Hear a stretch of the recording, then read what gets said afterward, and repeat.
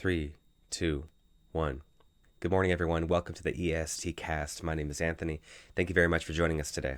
So today we're going to take a look at tourism in Japan in 2019 and what we can expect in the coming years. The main question to keep in mind throughout today's podcast is whether this change, this trend that's happening in Japan is affecting you, how it affects you, and how it will affect you in the future as well. Keep in mind that last year had the biggest number ever on record for travelers to Japan. About 31 million people came to Japan last year, about a 9% increase from the year before. Now, going back about 6 years, 2013 had about 10 million people travel to Japan. 2014, 14 million, 2015, 20 million, 2016, 25 million, 2017, about 29 million people, and again, last year, about 31 million. Japan's goal of 40 million people by 2020 is likely not going to be met, but they're getting quite close, and in a way, you could say their campaign to increase tourism has been a success. Now, if they were to hit 40 million people, that's about 30% of the population of Japan. This is a major thing, and to think that it's not going to affect you in your industry is likely naive. It's not easy to describe the effect that growing tourism has had and will continue to have on Tokyo. It's very hard to gauge that. You may be a supporter and a skeptic at the same time. The real question is whether you can see how this will affect you and your bottom line, how it'll affect your industry, your own company possibly, and even you personally as well. English Studio Tokyo, EST, we take pride in understanding the needs and goals of professionals here in the city. And we want you to be instrumental in the development of your own company and also your city in Tokyo. Today's EST cast takes a look at tourism in general and what it means for you in the coming years. My name is Anthony. Good morning. Now, before we dive too deeply into the topic of tourism, allow me to give you a bit of my own background in this industry. For years, I worked as the inbound section manager of a Japanese tour company right here in Tokyo. During that time, I had the great opportunity to learn more about travelers coming to Japan, why they come here, where they go when they're here in Japan, what exactly are their purposes here too. Often, leisure entirely is the reason, but it's not uncommon for a person to be affected by the experience and want to do business in Japan. It's quite common, actually. Japan has the infrastructure, the resources, and frankly, the people to really stand out on the world stage. EST focuses on this fact. In fact, it's our major mission, it's our main mission to bring Japanese people and their skills, their innovation, their ideas out into the world stage on a very forefront level. No more hiding in the back, no more hiding in the middle, right there in the front. Japan's potential output is quite promising.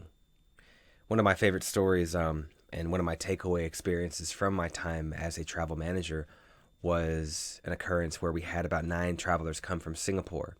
And of these 9, one person was an older man, about 83 years old, and he had to use a wheelchair his entire time. Generally, his experience in Tokyo was great. Many places were accessible. He was able to take elevators, escalators in some cases. He was assisted off the train. It was a really great experience. But leaving the city, going over to Mount Fuji, was a bit more of a problem. The group was not sure if he'd be able to see all the different things that they saw. Now, our group had a private vehicle take them out to an area very famous for its view of Mount Fuji, a particular shrine. And upon arriving there, they realized that the staircase was going to be a big problem. We're talking about 300 stairs going up to the viewing point. The staff at the shrine heard about their predicament and offered that our group could use, they allowed them to use a certain ramp that brought them all the way to the top of the shrine area. This was not available to the public normally, but people at the shrine considered this older gentleman and the group and their journey here to Tokyo in Japan and allowed them to take that ramp up there. It was, in my mind, one of the real takeaways of the idea of omotenashi in Japan. I was able to see firsthand a lot of situations where people, Japanese people, showed off their skills. And I'm talking about their ability to predict what a customer will want, to understand what they will want. There were, at the same time, some major lapses where they missed opportunities to really show off their innovation, culture, their capabilities. These are the kind of things that we worry about at EST for the future of Japanese when they promote their companies, when they talk to people, when they show off their skills ultimately. We want to make sure you are good to go when the situation comes. Another important issue for travelers coming to Japan is food in general. People will often book their plane tickets, their hotels right away, but they'll immediately start worrying about food. Allergies they have, aversions they have, whether they'll be able to read a menu properly and get what they really want. It may seem like a small thing, but when you travel, it's not uncommon for people to worry about this. As an American, I've heard many stories about Americans traveling to Japan and on their first or second day going to McDonald's. It may seem a bit funny, and you would think that, wow, they can't stay away for a few days and just have some Japanese food, but you're missing the point if you think that's the only observation. It could be that they tried to try Japanese food. They had gone down a certain street in hopes of finding something nice, but everything, the signage was in Japanese, the menus were in Japanese. The staff at the restaurant weren't able to really communicate that this restaurant is good for you, you'll like it. It's quite normal food, it's just some noodles, for example. Travelers here to Japan may not always know that. You can directly apply this to your company as well. People traveling to Japan and on business trips in general, so we're talking leisure and for business purposes, they don't mind giving effort. One of the key things I took away from my experience as a travel manager is that people like to give effort when they travel. Rarely are your travelers going to need a luxurious, problem-free experience. They want to have a bit of a struggle. That's okay. Where do you meet them in this struggle? Are you catching them halfway? Are you making them work too hard? Always keeping this in mind is a very important first step to achieving a real updated version of what Japan can offer people in 2019. Are you revisiting the rule book you've made for your domestic customers for international customers?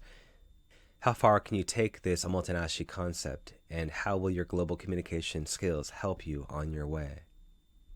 As mentioned before, the idea of legacy is very important to EST, in that we want you to achieve what you want to achieve. We want you to hit that mark. If people come to Japan and you have an idea of how you want to present your company, for example, we want you to hit that idea perfectly. English Studio Tokyo emphasizes not just the language aspect of English, but the entire performance of English. How you stand, how you speak, your tone, your eye contact. These are extremely important components to making an impression on people. One of my favorite videos from our EST Online series is about eye contact and asking questions. Asking questions to learn more about what the person wants is very, very important. Interrupting is not a bad thing at all. In fact, interrupting can show your client, let's say, that you care about what they're saying and you want to actually hit the mark. You want to actually achieve a great result. Mitigating communication problems should always be a primary goal in your English output. English Studio Tokyo was founded on the principle that professionals and specialists don't have a good resource for solving their language training needs. Many language schools in Tokyo can't support specific requirements or skills.